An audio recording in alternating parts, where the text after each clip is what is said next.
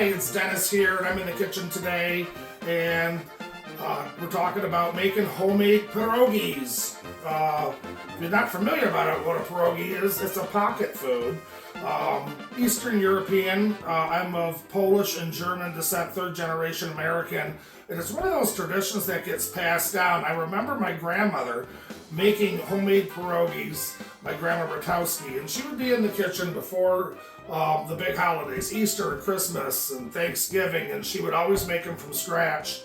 And she had her little secrets that were passed on to me and my mom and dad and my sister, and we still make the basic recipe that she did, that she brought over, or actually from her parents. She was born in the United States as well. Big family tradition though for the holidays. Serve it with a nice bowl of sour cream. Give it a try. When you make them from scratch, they are just amazing. Let me show you how to do it. Let's get cooking. This is what we're going to use for our pierogi stuffing for the potato and onion filling. We've got a bunch of potatoes. I've got Yukon Golds. I've got some russets. Either or both. I've got heavy cream, some milk, butter, some salt and pepper. It's really a great version of mashed potatoes, and this is going to be a rich filling for our pierogies. I'm going to get it all prepped, and we'll be right back. Okay, this is the worst part of the whole thing, is just the prepping of it. I've got some finely diced onions, and I've got my potatoes peeled and diced. And it's about a 2-to-1 ratio, so about, if you're going to do 4 pounds of potatoes, do 1.5 pounds to 2 pounds of diced onions. We're going to saute these in some butter. I'm going to pour these potatoes into a pot and get these on the stove. I'll take a little bit of that water out there, and I'm going to add about a teaspoon or 2 of salt. I'm going to get this onto a simmer, and I'm going to get the onions into the pan to saute. Okay, we'll get this butter melting. This is a whole stick of butter. This is about 3 pounds of onions. So if you're doing a small batch, I'm making these for the holiday, so I'm doing these for the family. So I'm going to make a bunch of pierogies, so I'm going to need a lot of this. You could adjust the butter accordingly. So if you're only doing 1.5 pounds, I would just do about 4 tablespoons of butter. Okay, I'm going to get these onions in. And this takes a while because we want these caramelized, and so we need to get all that extra liquid out. You don't want to go too high because you don't want them burnt, but we do want a lot of color on these onions.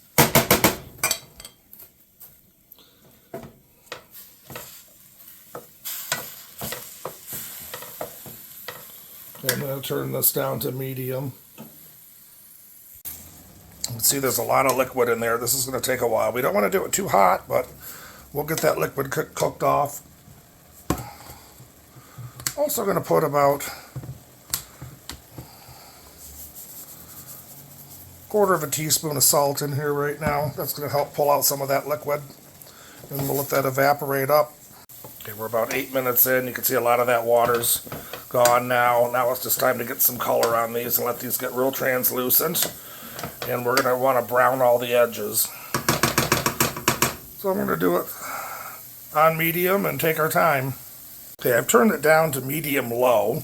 We just want to see the little bubbles by the onions, but we want to develop this color slowly. And I don't know if you can see it or not, but these have gone from a white onion or a whitish color to a little bit of a gold color now. And we just want to keep working these till we get some little brown edges. And I'm keeping an eye on the temperature here on the stove. I don't want it to boil over, but we want to keep the bubbles rolling here. But at this point, I'm going to take a Pyrex bowl, and I'm going to take a ladle, and I want some of this potato water. And I'm just going to take a couple ladles, because we're going to use a little tiny bit of this in our dough if our dough is too dry because of the starch in the water. Let's see. No, If it sticks to the fork, it's still got a few more minutes to go. Okay, let's test these out now. Fork goes in and it breaks in half. It's not mushy. This is the time we're going to pull them because it's still going to cook a little bit because of the residual heat. I'm going to drain these in a colander and bring them back to the counter. Here's our onions just finally starting to develop a little color. Still have a little bit of ways to go. Then we just take our ricer. If you don't have a ricer, think about getting one. They're not an expensive kitchen tool, but they are handy.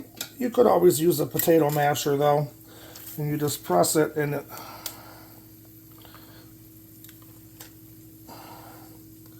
gives you that really a soft texture.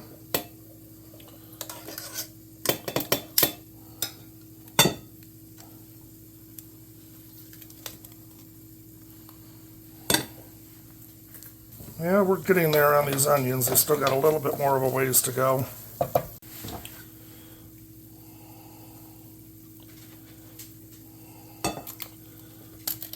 We're just going to keep going until we get all of these done.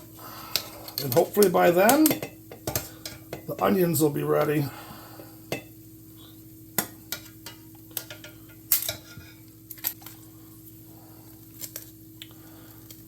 Maybe we overfilled that one a little bit. Now they're finally starting to get that caramel color that we've been looking for. Well, we're waiting for the onions to finish up. For this much potatoes, I've got 2 teaspoons of salt. If you did half this, just use a teaspoon, and there's a full teaspoon of pepper, which if you made a smaller batch, adjust that accordingly. There is a half a cup of milk and a half a cup of heavy cream. And we're just going to mix this till it's all combined.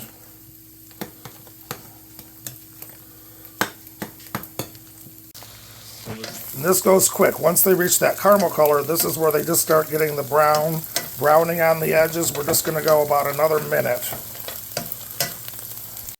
Okay, this took 45 minutes to get to this point, just being patient to get that development of color.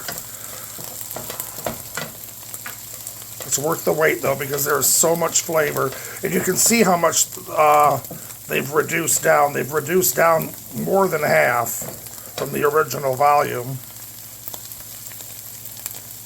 Okay, now we can add these to the potatoes. Okay, we can just spoon these in now. Get all that in there. And that's like if you don't like onions and you really despise onions and you didn't do the onions, you would add a stick of butter proportionately to the potatoes. But this already has that butter in it, and we're just going to incorporate all this. And I'm going to cover these. And I a lot of times when I'm making pierogies, because it's a labor-intensive process, I make the potatoes a day in advance, and I just keep them in the fridge, and that is easier instead of spending the entire day in the kitchen. Getting it up to this point, okay, I'm going to cover these and let them cool, and time to make some dough. Okay, here's what we need to make our pierogi dough. Just some all-purpose flour, some sour cream, eggs, some salt, and some butter. And this is the water that we reserved when we made the potato and sauteed onion filling. Okay, I'm going to get this ready to throw together. We're going to use the trusty food processor. This is how we throw the dough together. I got a food processor fit with the metal blade, the cutting blade. That's the metal blade. I got a cup of flour in there. I'm going to add another cup. So it's 2 cups of flour leveled. Half a teaspoon of salt. There is a tablespoon of butter. This is 1/3 of a cup of sour cream.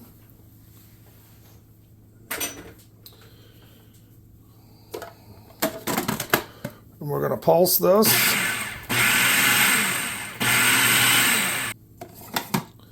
And then we're going to slowly pour in our eggs.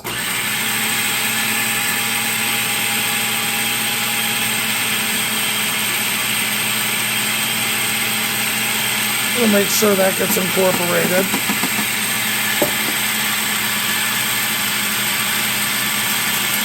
Now it's starting to form a dough.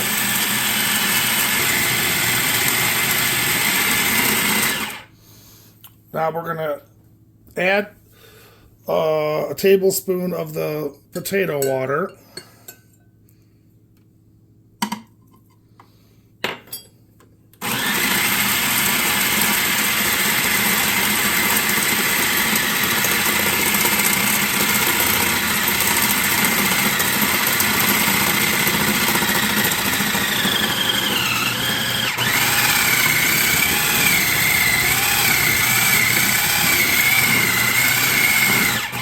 And we know that we have the consistency right when it forms a ball and goes around there. This is a very, very thick dough. And then what we're going to do is put it in some plastic wrap and let it rest in the refrigerator for about 15 minutes before we roll it out. I'm going to make a few more batches up. And we just carefully pull this out. Be careful with the blade.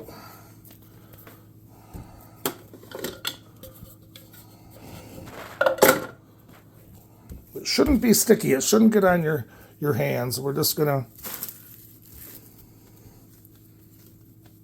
ball that up, put that down, and wrap it up.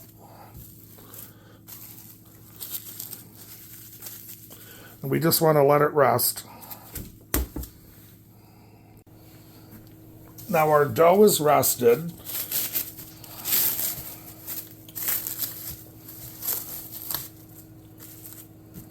So it's going to be easier to roll out.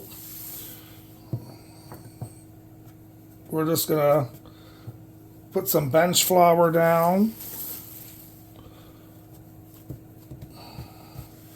Pat her down, flip her over.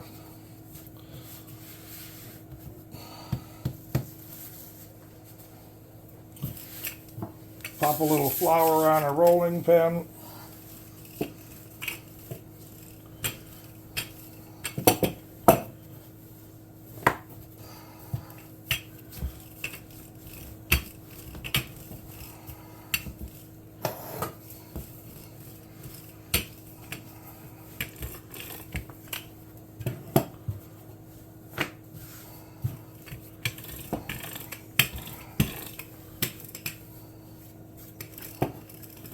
We want to get this to the point where we're at about 1/8 of an inch, between 1/8 and 1/4.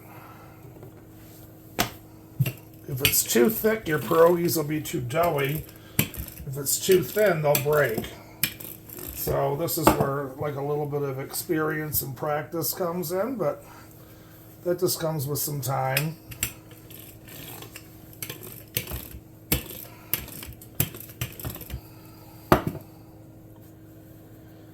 I think we're good there. Now this is a pierogi cutter. This makes really big pierogies. I like to use this for the size and then fold them in half. So I'm not gonna press this down because that's for sealing it. I'm just gonna use this for cutting the dough.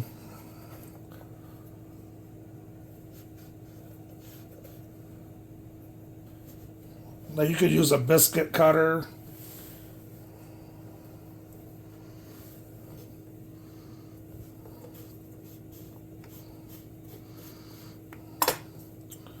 And then we're going to pull up this, put it back into a ball.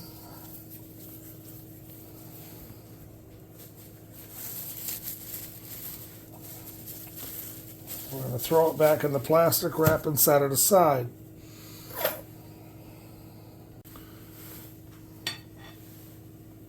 And we're just going to take it, put it in our hand. This is a scoop. I think this is a 1 ounce scoop with our potato filling. I just have a little bit of water here just to help seal it. And we're going to pull it up and over and then go by and pinch.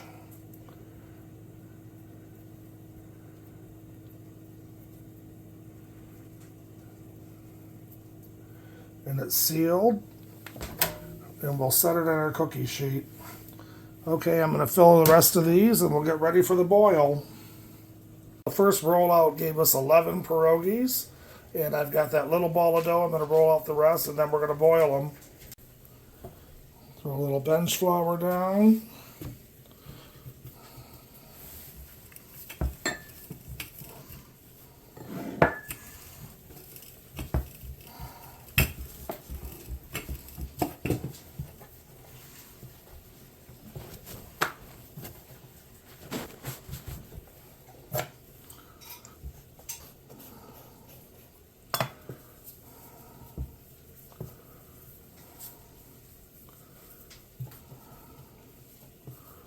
I don't know.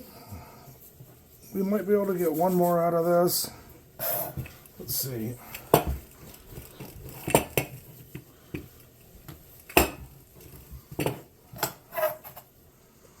Yep, we did.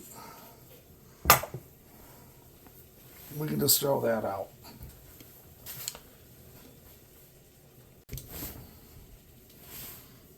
And we'll just pull that out a little bit.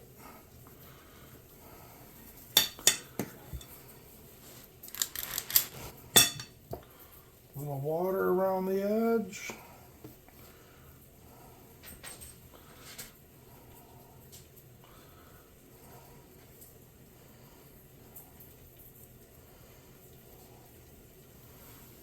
And I'll finish these up. And it's really important to get a good seal on that, because we don't want them busting open when we boil these. And that's pre-cooking them, and then we're going to pan fry them.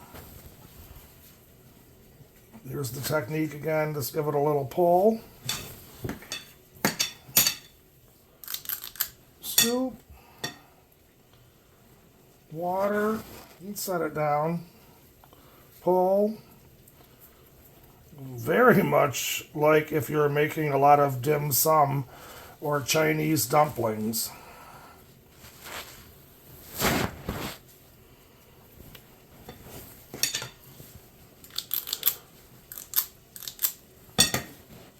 And once you get a rhythm going, this goes really fast. We've got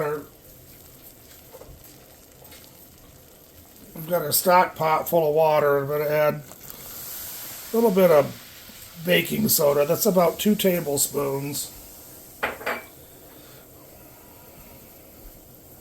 And that's going to have a reaction with the flour and the dough. Give it a little stir.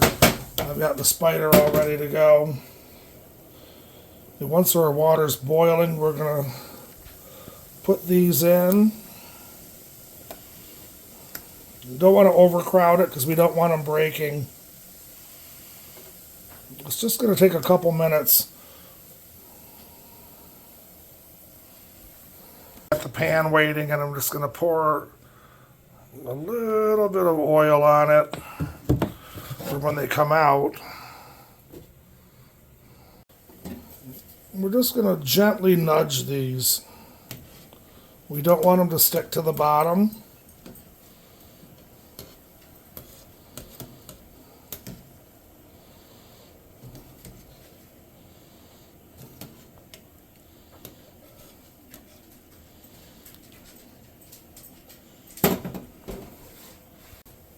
Okay, now that they're floating, we're just going to give about another minute.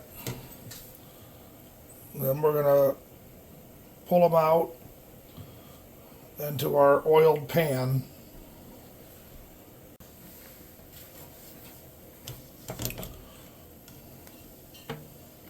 And just be gentle with them.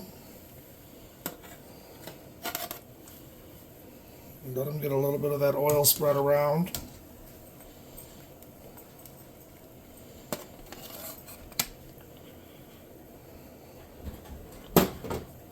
let these cool. These can go right in. These are ready to eat. All we have to do is put them in a pan and fry them with a little oil and butter.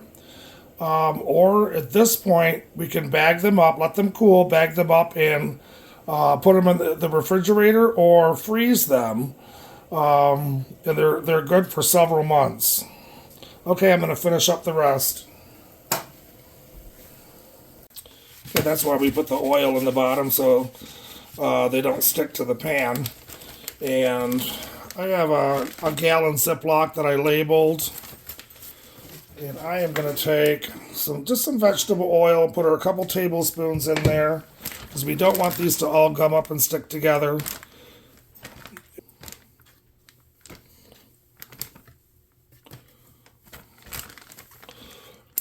And I'm going to seal it up, not worrying about the air because I want to coat it with that oil.